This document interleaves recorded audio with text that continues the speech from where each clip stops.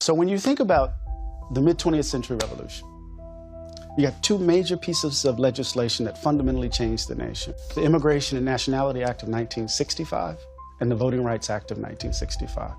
Now, the Immigration Act of 1965 overturned the Immigration and Nationality Act of 1924, which was basically written by the Klan.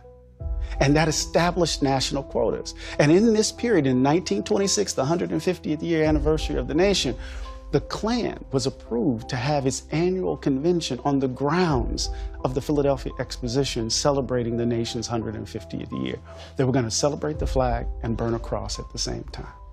That puts that divided soul in clear relief, right? That is history that most people do not know. No, we tend to think of the 1920s as the Roaring 20s, right. The Jazz Age, the age of the Charleston, when in fact it was the decade of the Klan. The Klan claimed to have been responsible for the election of Calvin Coolidge.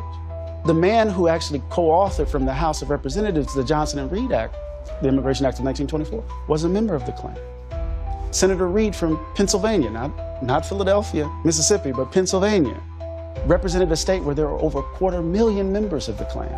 And so 1926, there are all of these parallels, Jeff, to 2026.